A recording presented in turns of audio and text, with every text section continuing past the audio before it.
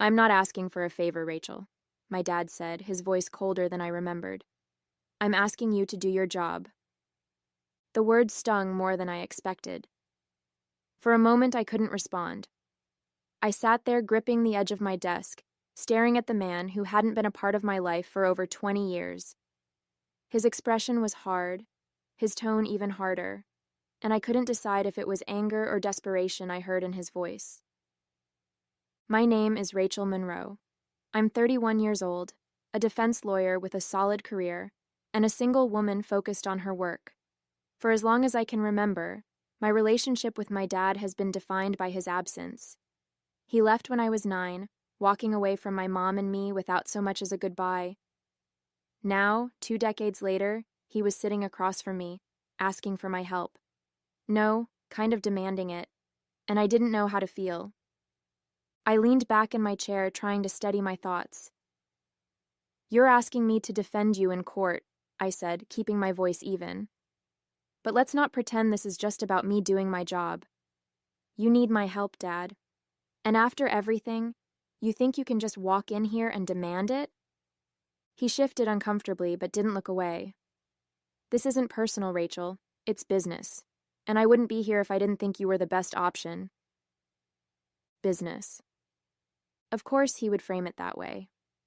My dad had always been about transactions, what people could do for him, what he could get in return. Still, I couldn't ignore the flicker of something else in his voice. Was it guilt? Regret? I wasn't sure, and I didn't want to care.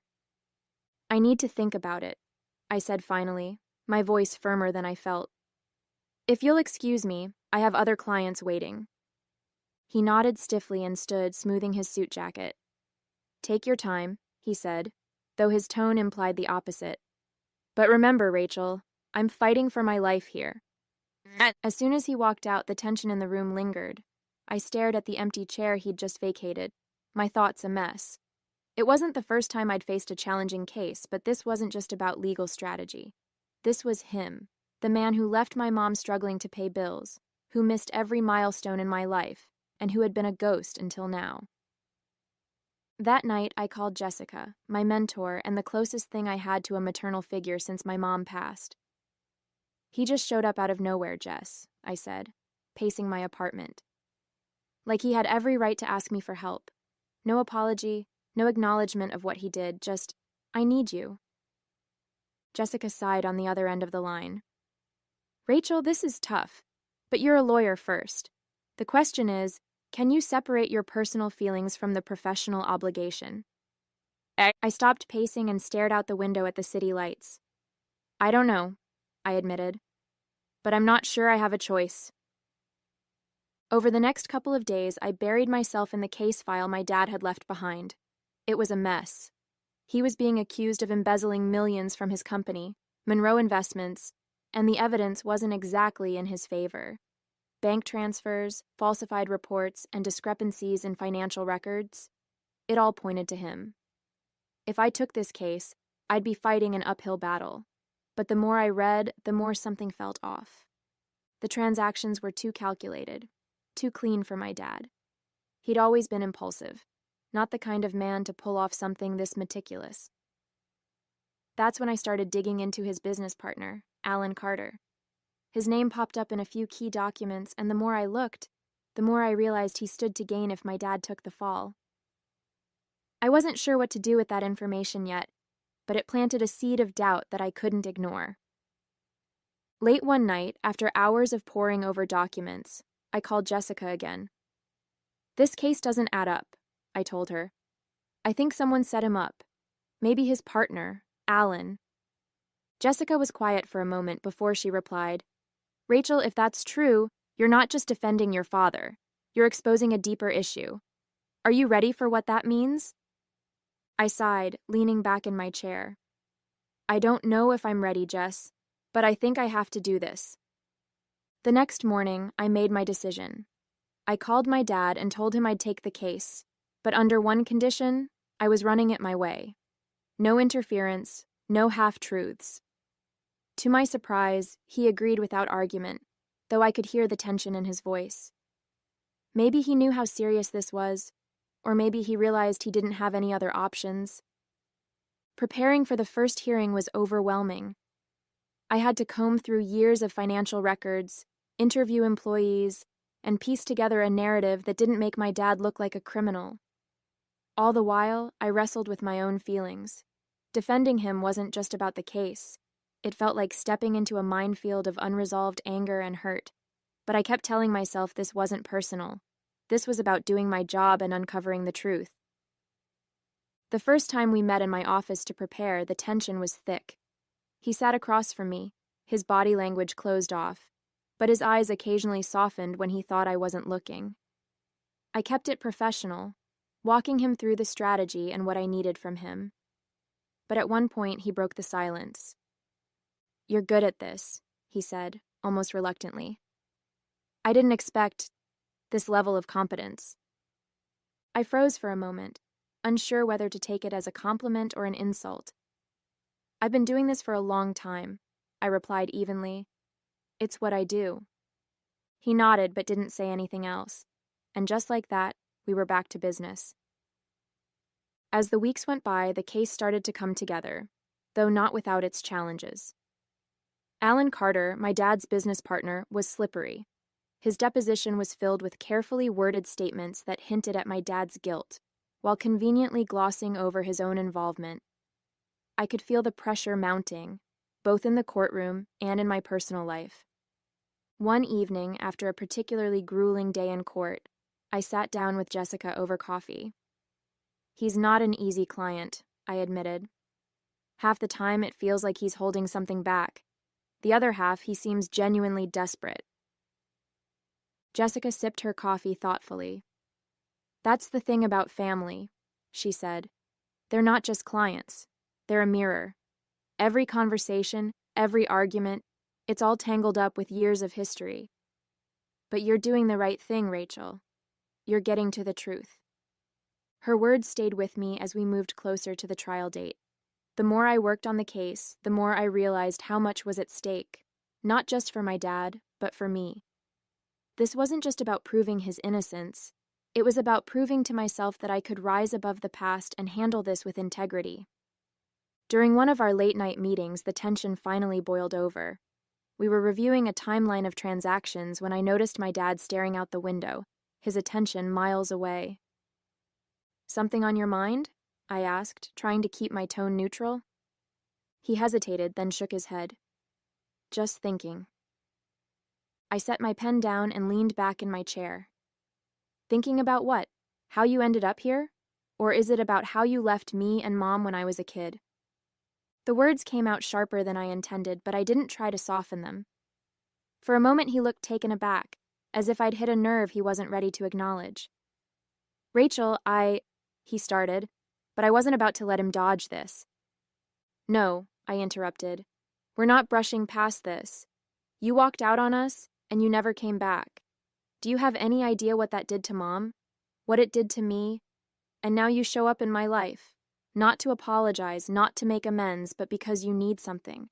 Do you even care?" His face tightened, and for a moment, I thought he might get defensive. But instead, he sighed heavily, his shoulders slumping. "You're right," he said quietly. "I don't have an excuse. I made mistakes, big ones. And the truth is, I didn't think I had the right to come back after everything." His admission caught me off guard. I had spent years imagining what I'd say to him if I ever got the chance, but I never expected him to admit fault so openly. "You didn't even try," I said, my voice trembling. "You left us to pick up the pieces." He nodded slowly, his gaze still fixed on the window. "And I regret it every single day." I shook my head, trying to make sense of it all. "I don't understand why I took your case in the first place," I said, my voice laced with frustration. "After everything you've done, or really haven't done, why am I here helping you?" He paused, his gaze fixed on the papers scattered across the table. When he finally looked up, his expression was a mixture of regret and something that looked almost like admiration. "Maybe it's because you're a better person than I am," he said softly. I stared at him, taken aback. That's not an answer, I snapped, though his words had thrown me off balance. I'm not doing this out of kindness. I'm doing my job. He sighed, leaning back in his chair. Maybe that's part of it. But the truth is, Rachel, you've got something I never had. Integrity. You could have walked away. You had every right to. But you didn't. Because you have something I lost a long time ago. You actually care about doing the right thing, even when it's hard. I leaned forward, narrowing my eyes. No integrity? Are you saying you're guilty of this case too? My voice was sharp, cutting through the tense silence. His expression hardened instantly. No, he said firmly, shaking his head. I didn't do what they're accusing me of, Rachel. I might have made bad decisions in my life, plenty of them, but I didn't steal from my own company. I'm not a thief. I studied him closely, trying to read his face. There was something about his tone, an edge of desperation, that made me believe him, at least in that moment. But the past had left me with too much doubt to fully trust him. Then why does the evidence point straight to you? I asked. The transfers, the falsified records, all of it leads back to your name. That's what I'm trying to figure out, he said, his voice rising with frustration.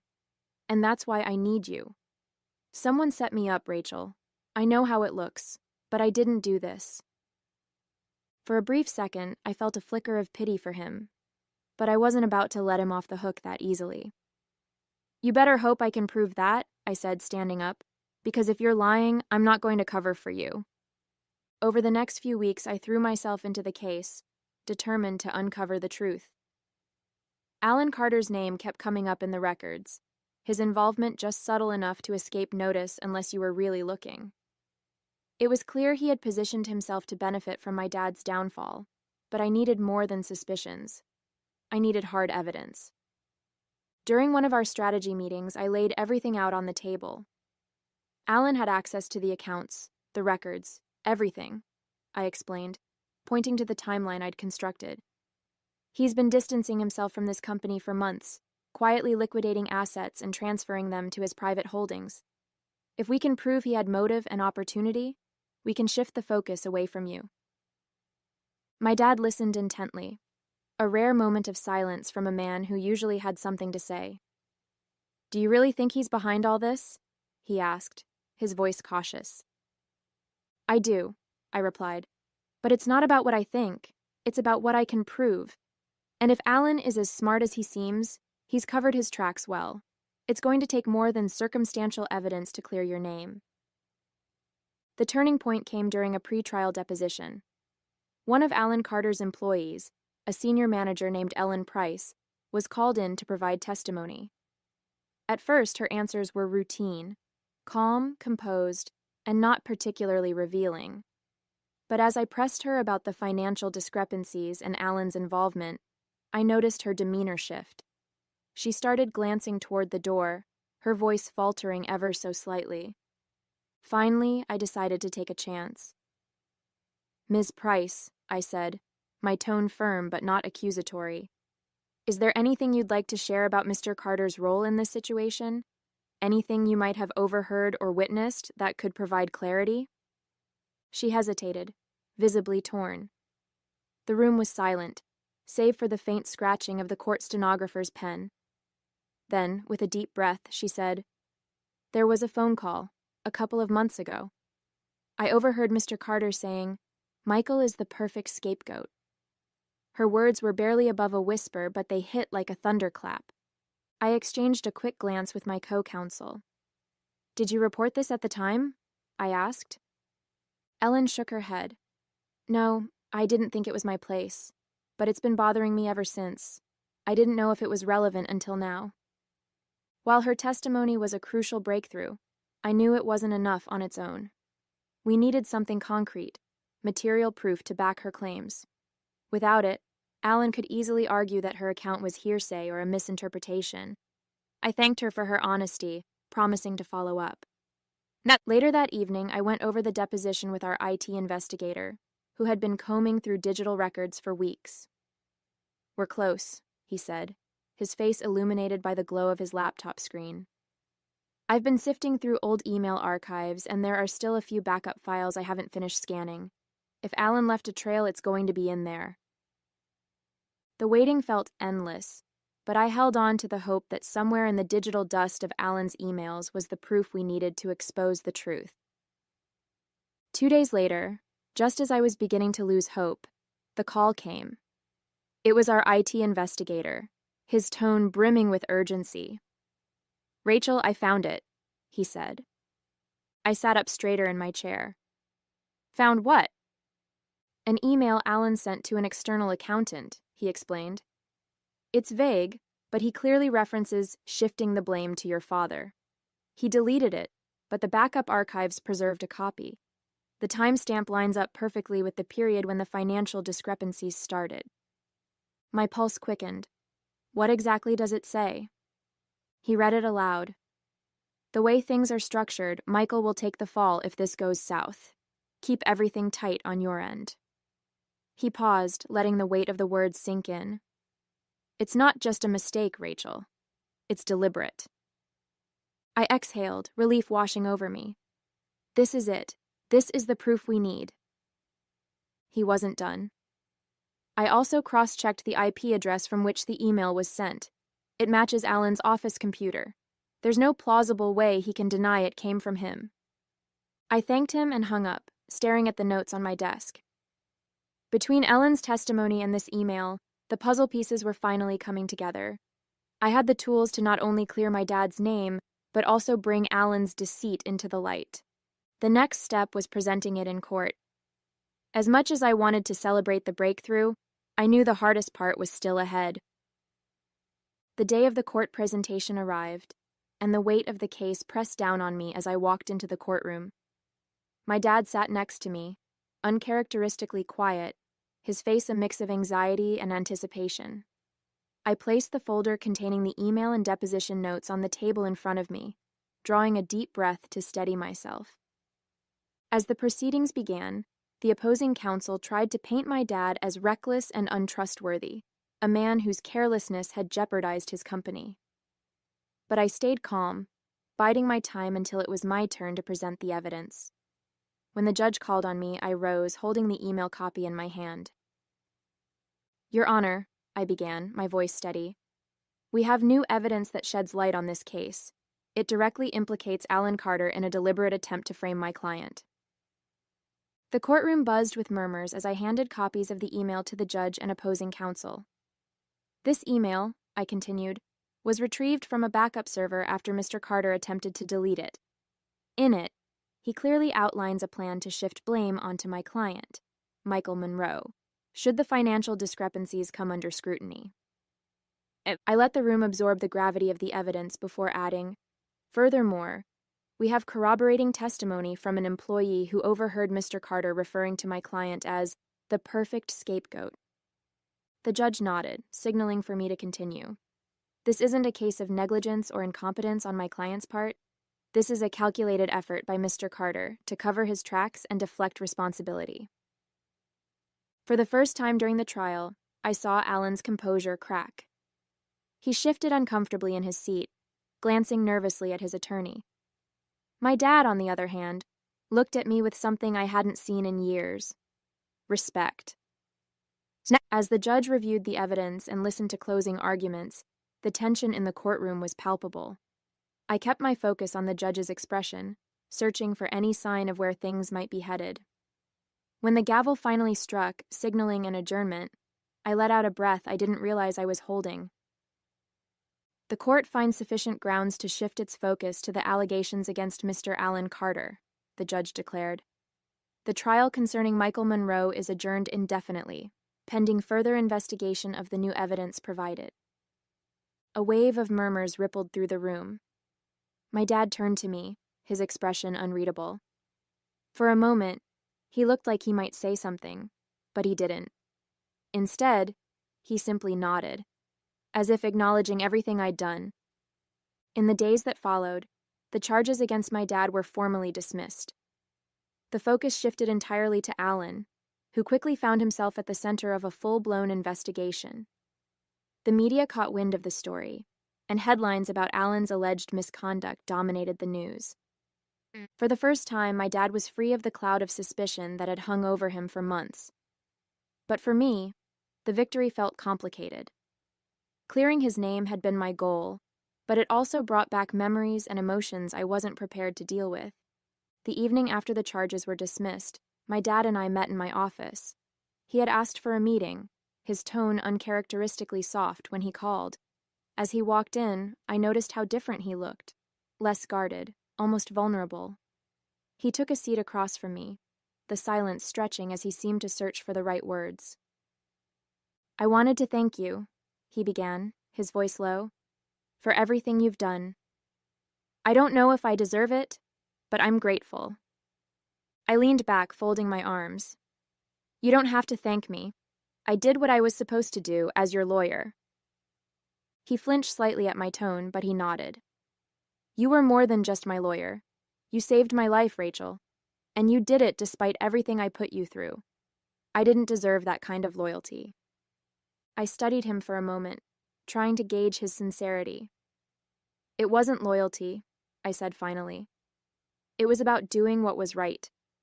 And honestly, it wasn't for you. It was for me. To prove that I could rise above all the things you failed to be." His shoulders slumped, the weight of my words settling over him. "I wish I could change the past," he said quietly. "I wish I'd been there for you and your mom, but I can't. All I can do is tell you how proud I am of the person you've become, even if I didn't have a hand in it." For a moment, I felt a flicker of something I hadn't expected. Sympathy. But it didn't erase the years of absence and pain. "I don't need your pride," I said, my voice steady. "I needed a father. And I didn't have one when it mattered most." He nodded, unable to argue. "I hope someday you'll find it in your heart to forgive me." I didn't respond, letting the silence speak for itself. I didn't forgive him. At least, not then. Maybe I never will. Some wounds run too deep, and no amount of apologies can erase the scars they leave behind. But as I sat there, watching my father grapple with the weight of his mistakes, I realized something important. I didn't need his approval or his pride. What I needed was to prove to myself that I could rise above the pain, the abandonment, and the doubt. And I had. I cleared his name, uncovered the truth, and showed him the person that I was. As he left my office that day, I stayed behind for a moment, letting the quiet settle around me. I wasn't the little girl he had walked away from anymore. I was Rachel Monroe, a woman who had fought for her own worth, and I felt proud of myself. Hey there! Did you like the story? If you did, don't forget to hit the like button and subscribe to the channel. It helps us a lot and makes sure you won't miss out on more great stories we share here. Thank you for watching, and we'll see you in the next one.